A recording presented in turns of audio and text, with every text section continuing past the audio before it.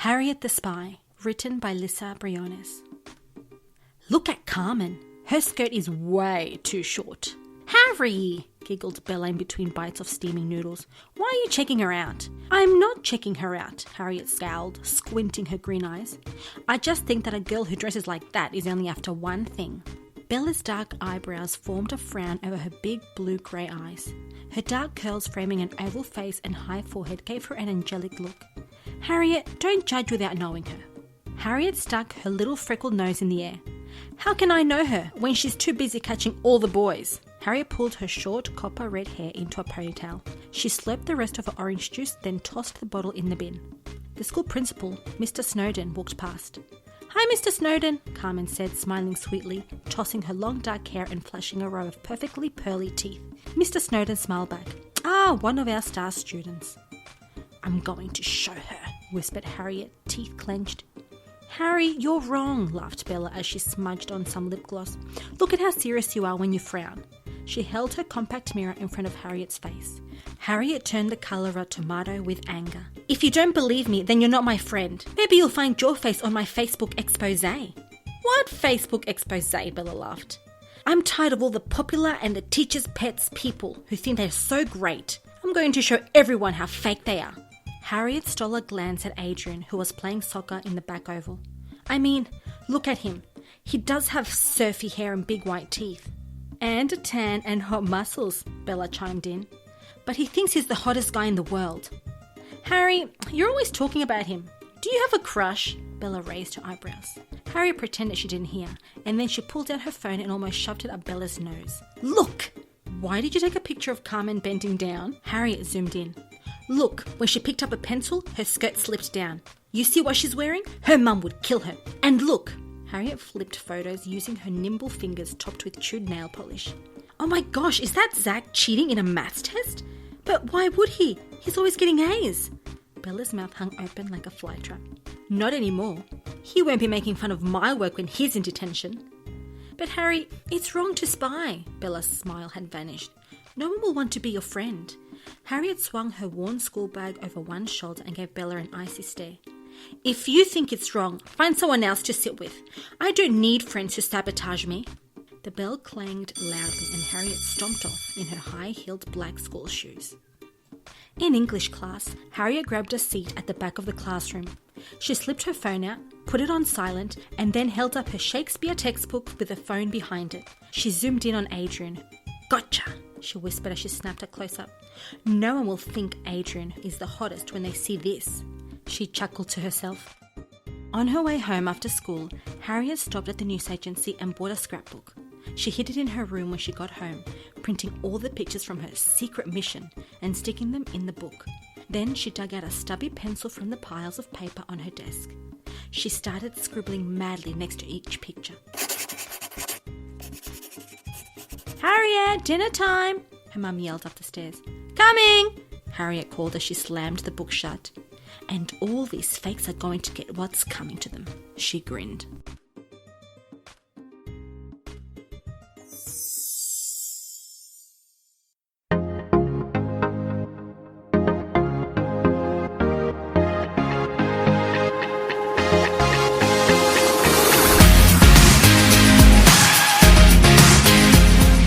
Hey girls, it's Steph. Hey, happy Friday, it's Esther here. Are you girls ready for the weekend? I know I am. Yes, and it's the last of our Fruit of the Spirit.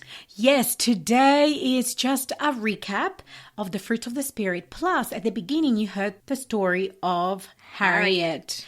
It's a very, very interesting story. So what you have to do is you have to see if she's using the Fruit of the Spirit in her life. And if she doesn't, what happens? Yes. So let's track back to where we find the Fruit of the Spirit. So the fruit of the Spirit is found in Galatians 5, verse 22 and 23.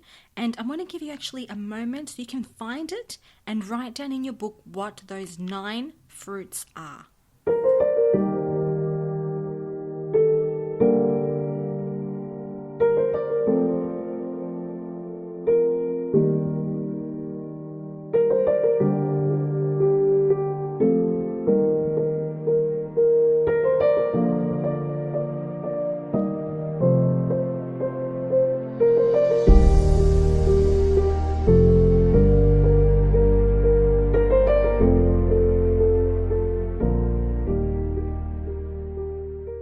So you should have written down love, joy, peace, patience, goodness, kindness, faithfulness, gentleness, and self-control. So let's recap at what these 9 fruits are.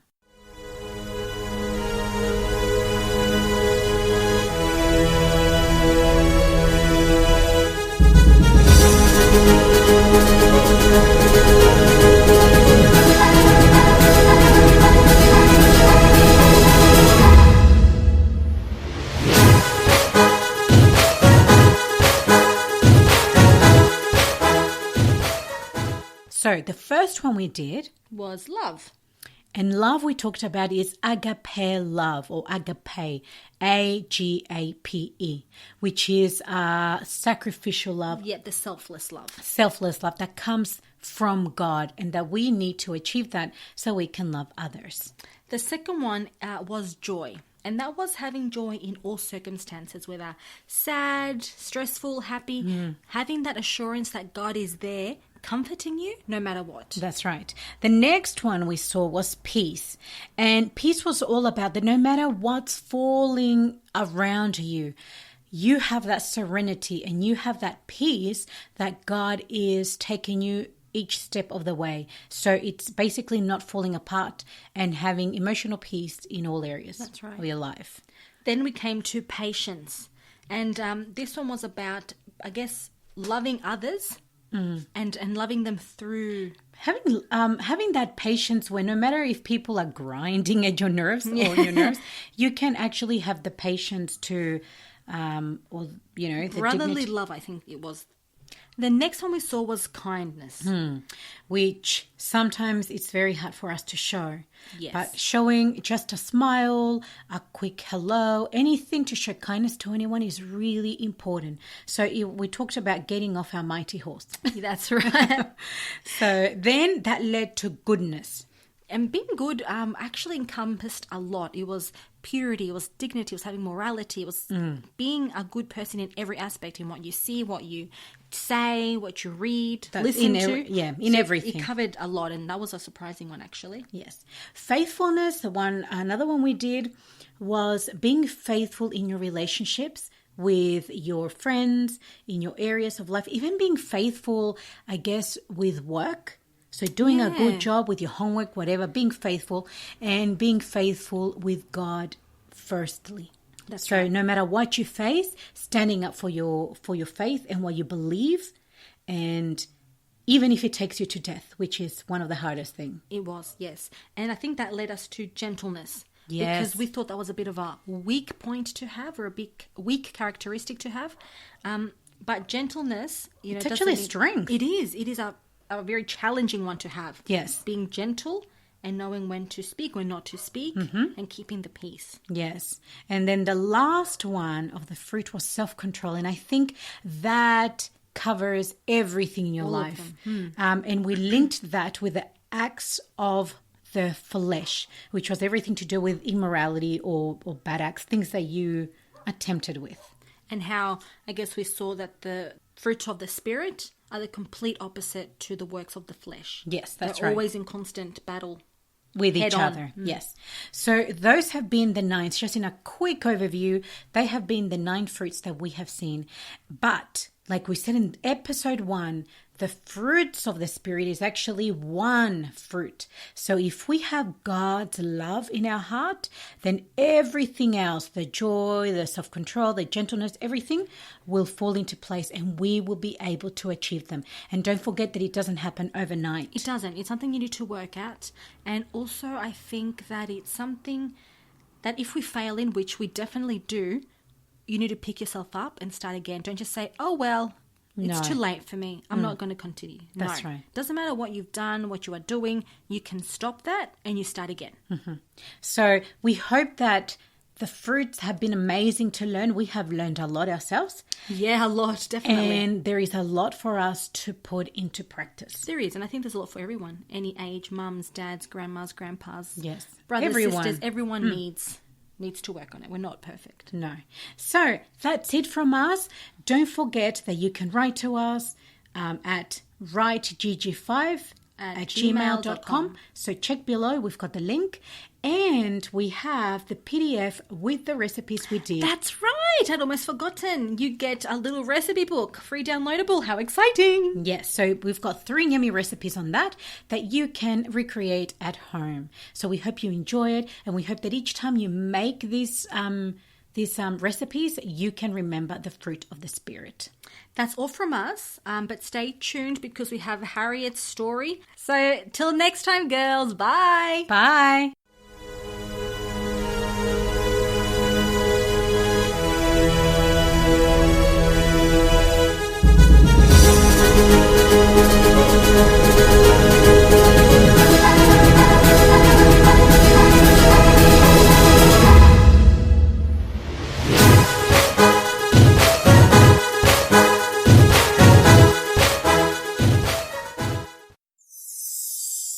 At church that weekend, Harriet didn't hear the sermon because she was too busy taking pictures of who was sleeping, texting on the phone, or wearing too tight pants. She hid her phone behind her Bible and snapped away gleefully from the back of her pew like a paparazzi. Over the rest of the weekend, she convinced her older brother to drive her to on-location spying by lying to him that she was looking for work after school. She wrote a text to Bella. "I'm so great, I should be on 007. Harriet frowned a bit when she checked her phone 3 times and Bella had not replied. "I'll show you how good I am," she texted. On Monday recess time, Harriet ran to meet Bella at the usual sunny bench seat in the corner. Only Bella wasn't there. She finally found Bella talking to a bunch of cool girls. "Bella!" Harriet interrupted impatiently. "I have something to show you." Harriet pulled Bella into the teacher's lunch area. "Hey, this is out of bounds," Bella said.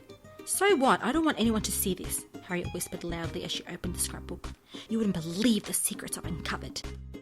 Tom's parents think he's going to after-school English tutoring, but I have pictures of him working at Macca's. Here he is, serving a Happy Meal. He won't be so happy when his parents see this. And look, I got my brother Brad to drive him to Maria's after-school job.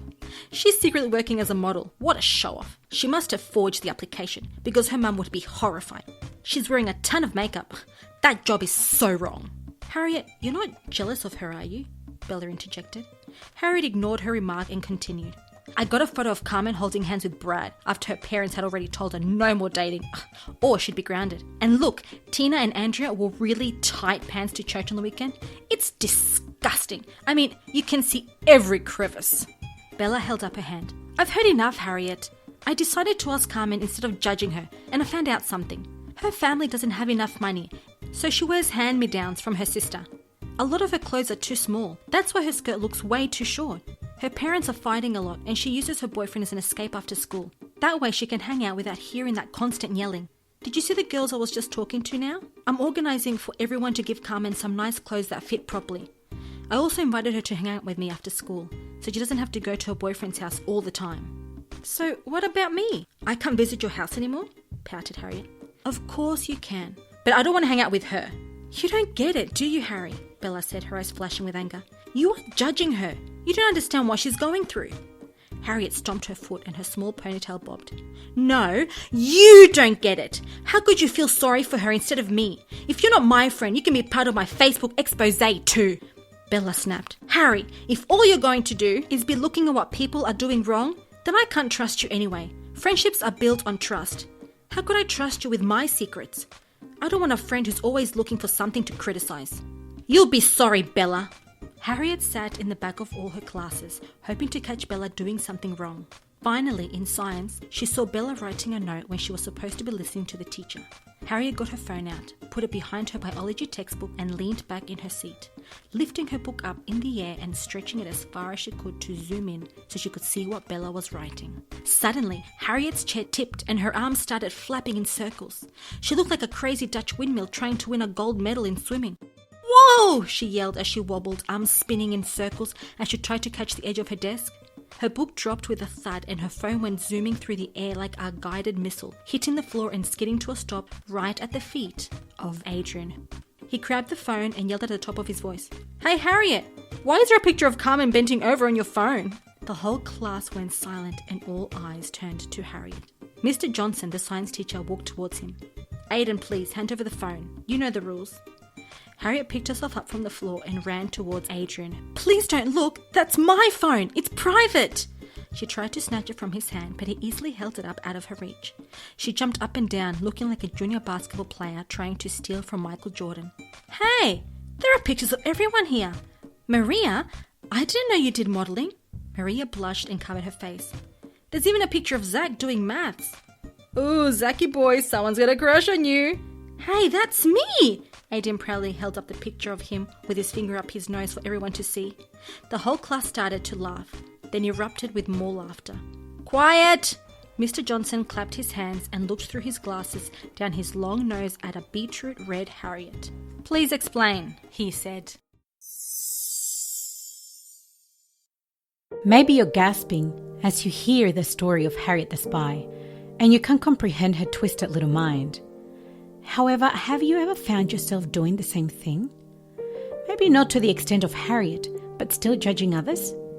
Looking at someone at church and then whispering to your friend, "Did you see what she's wearing?" Or "She's dating him?" Or "She can't even sing." Or maybe you're going on Instagram and Snapchat and spying on people's photos and pointing out the flaws and laughing. People leave churches because of gossip or criticism. Girls at school suffer depression and other symptoms when they are being judged and criticized by others. Self-esteems are ruined and enemies are formed. Judging and criticizing is a sin and will bring destruction. When you find yourself wanting to talk about others, bite your tongue, literally, and pray. Only God can help you. Ask Him to help you get the fruits of the Spirit.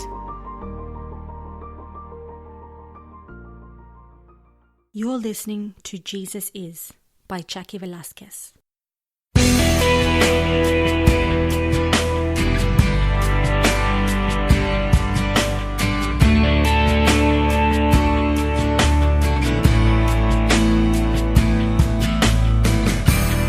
You're my best friend, in spite of flaws.